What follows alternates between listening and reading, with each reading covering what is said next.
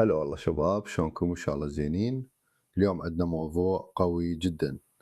شركة انفيديا قدمت مشروع جديد اسمه بروجكت جي اسيست.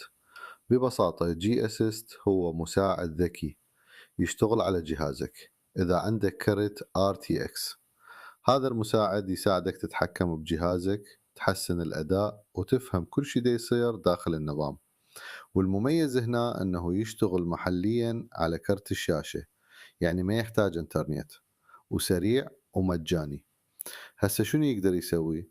تقدر تسأله عن أداء جهازك مثل استخدام الكرت، درجة الحرارة، الفريمات، ويجاوبك مباشرة.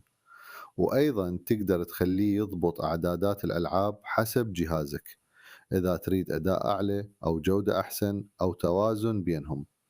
وحتى يقدر يشغل اللعبة، يسجل مقاطع أو يحدث الدرايفر. يعني فعليا عندك مساعد تقني وانت دا تلعب. واحدة من اقوى الميزات انه يقدر يحلل الاداء. اذا عندك تقطيع او ضعف بالفريمات يقدر يعرف المشكلة ويقترح حلول، ويحلل الفريمات واللاج واستهلاك الطاقة، وحتى يرسم لك جداول توضح كل شيء. هسه نجي للذكاء الاصطناعي. جي اسيست يستخدم نموذج ذكاء اصطناعي صغير مصمم حتى يشتغل داخل جهازك، مو مثل الأنظمة اللي تحتاج انترنت. ولما تطلب منه شيء، كرت الشاشة يستخدم جزء من قوته بشكل مؤقت، وبعدها يرجع طبيعي. هسه خلينا نحكي عن التحديثات الجديدة. بالنسخة الجديدة صار أذكى وأسرع.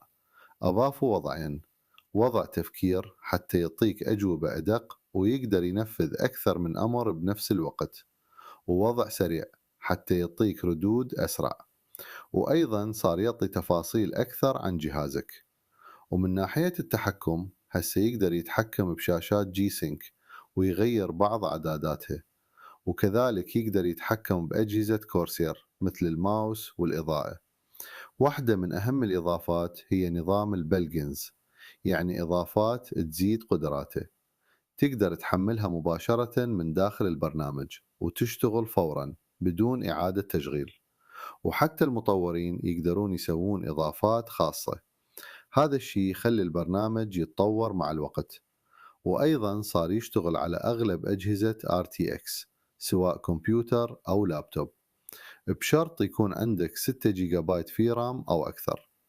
لكن لازم تعرف هذا المشروع لحد الآن تجريبي، يعني ممكن بيه أخطاء أو يعطي معلومات مو دقيقة أحيانا، فلازم تتأكد من المعلومات قبل تعتمد عليها.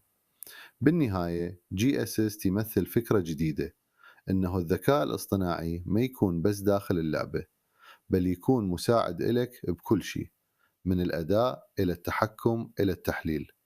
وهذا مجرد بداية. بالحلقات الجاية راح نشوف شلون هاي التقنيات راح تغير عالم الألعاب بالكامل.